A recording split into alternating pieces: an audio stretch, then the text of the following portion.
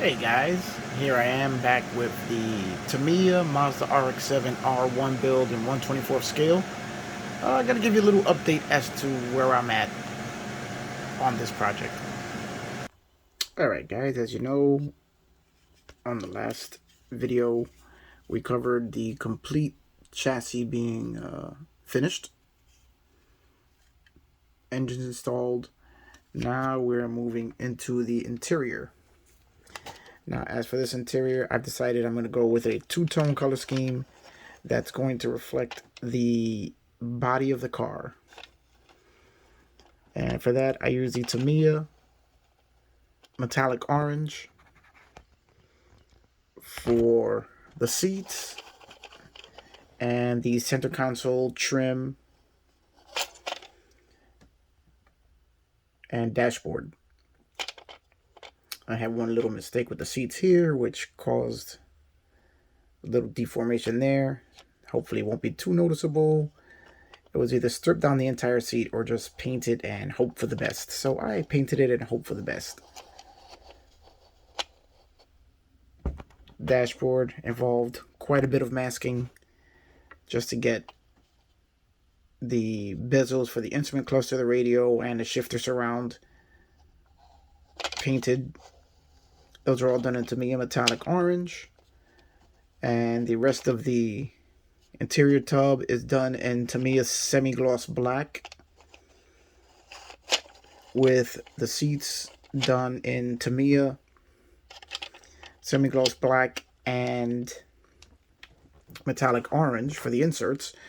But then for the seats, I hit them with a little bit of Tamiya semi-gloss clear, just to give them a little bit more of a shine, almost as if they are leather, and to differentiate them a little bit from the interior, the rest of the interior. Did the same thing with the rear seats, and I don't know if it shows up really well here, but they do have more of a leather-like shine than the rest of the interior does.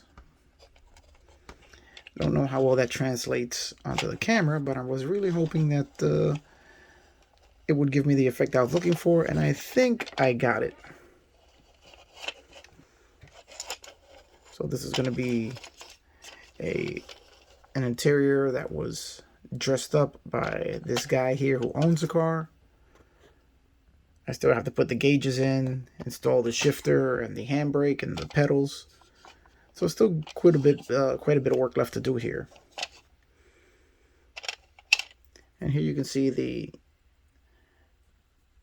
smoothness. All of the mold lines are gone, as I showed in the last video, or in the previous video. My process for removing them and smoothing out whatever component has a mold line on it. Now the rear seats were a little bit of a pain, as that involved quite a bit of masking in odd shapes. But got it done. So that's been what's been taking up all the time right now, is the interior work. Still have a little bit of detail painting to do here. Trying to decide whether the radio should be black or I should leave it body color, because I figure if the guy went through all the trouble to do all of this, then he probably had the radio redone also. So I have to add the blue and red markings on the AC controls.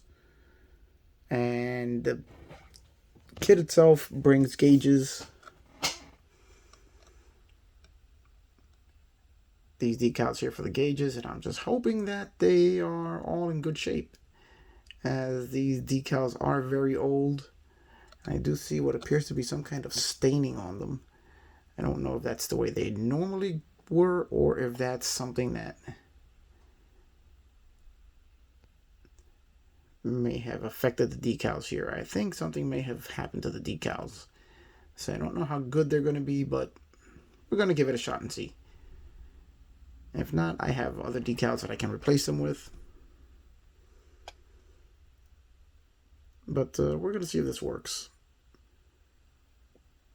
this box has been stored away, and some of the parts were deformed when I was putting together the chassis, which required a little bit of convincing to get them to go into the areas they were supposed to. And I did get them all to go in. So I'm hoping that the age of these decals won't have damaged them beyond use. Alright guys, that's pretty much it. This was just a quick update on where I'm at with this project. I'm happy with the two-tone interior. And just going to keep going with it. Alright guys, I'm going to go and leave this one here. And remember, just like, subscribe, give a thumbs up. Spread the word about the channel. And I'm going to keep coming back with more builds as I got a lot of new projects coming.